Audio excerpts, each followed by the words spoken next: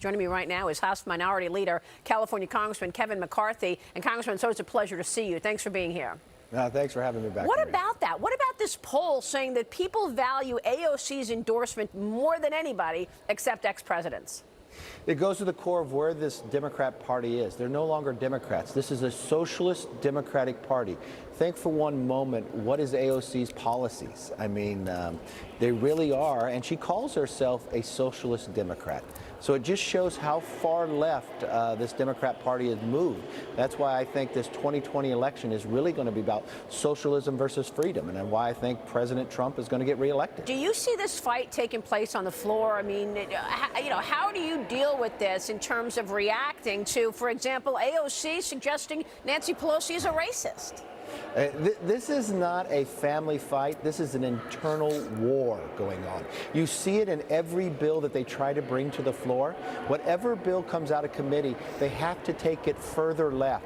They have to offer more amendments to the socialists in their party because they cannot pass anything. Let me ask you about USMCA, switching gears here, because we know that those four and others may very well make it real hard for the president to have a victory. You've said in the past you think the votes are there, but we're all watching this trade agreement between the U.S., Mexico, and Canada. The administration possibly sending a deal to Congress by September 1. Are we going to see this bill brought to the floor? Well, see, this is the power of having the speakership. And when the Republicans lost it, the power goes to Nancy Pelosi. So Nancy Pelosi is holding this up. If she would let this bill come to the floor and be voted on, it would pass the floor right now. I'm concerned the longer that she waits, the harder that the votes become, because you're getting closer to the presidential election. This really should be a vote that we take before we leave on the August break. We should deal with this. We should deal with the loopholes at the border. There are things that need to get done, but they are not doing anything. Wow. So Mark Short was with me earlier this week. He said he's expecting her to bring it to the floor after the summer recess, probably in the fall. Is that what you're expecting?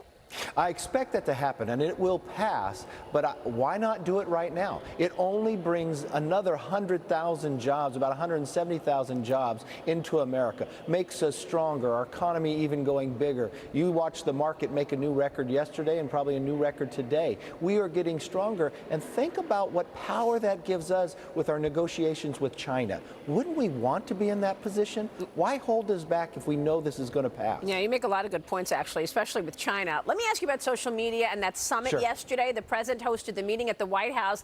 Some heated moments between members of the press in the Rose Garden.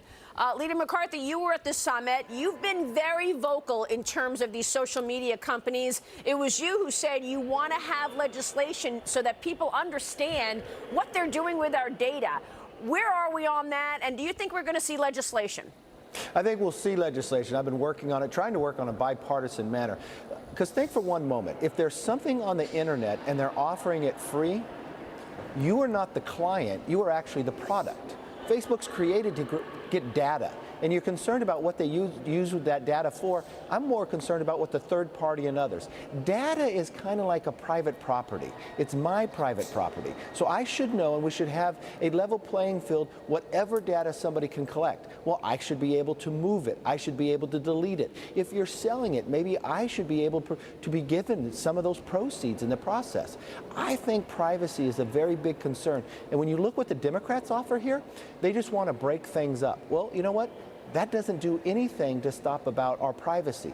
And then it harnesses a problem when it comes to innovation, or they want to make it a utility, which is the worst thing that we could possibly do. So I think there's a real point here of how we protect our privacy and our data and actually go forward that competitiveness. We've got to make sure there's other companies who could rise up. Google was not the first search engine, but are they allowing other companies to be able to compete? We found in 2013 they were not. They were being non-competitive to a number of companies, and they got fined, but they were allowed to fix that themselves. And 90% of all searches go through Google. And if you're not on the first page, about 90% of those people drop off. They have a great deal amount of power. When they started, don't be evil, that's no longer their motto. You know, I want the internet to be free and open, but I don't want people using this power because they dislike somebody else's philosophy to use it to stop them from having a voice. Yeah, you make a really good point, especially since we have this news story today on Google that Google contractors were listening to recordings of people using the virtual assistant. I mean, they're admitting it right there. And there's not just the privacy issue, right? I mean, the president is really hot on the censorship of conservatives' voice going into the 2020 election. How important is that to you?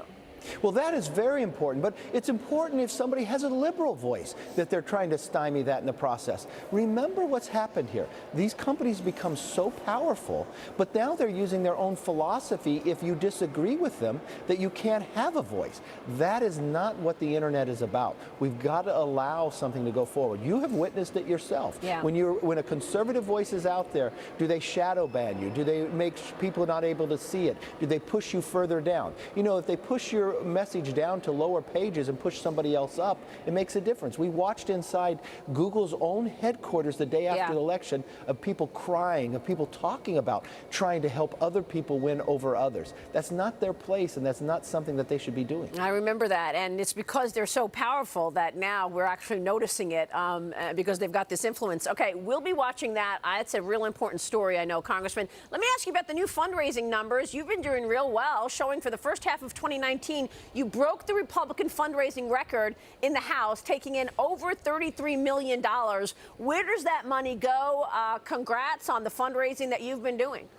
Well, it goes to try to win this House back, because all these questions you just asked me, USMCA, it would be done. The loopholes on the border, it would be done. Why is it not? The Democrats control. The Speaker has the power. When we want to curve back spending, we're in a box right now because Nancy Pelosi has power. This goes into combat. We can win this majority. There are 31 Democrats who sit in seats that President Trump carried. We simply need 19 seats to win the majority. We have a smaller hill to climb than the Democrats did 2 years ago. And of those 31, 13 of those, the president won with more than 6 points. We are getting great recruits in here across this country, and this is going to be able to get the message out and show. Remember all these Democrats who were running who said they wouldn't support Nancy Pelosi, but then they voted for her for speaker? Now they're supporting her on the floor, but they're not just supporting her. They now become a socialist Democratic Party. They're calling for impeachment. They're not doing what the public really want them to do. Think for one moment what AOC's chief of staff tweeted this week.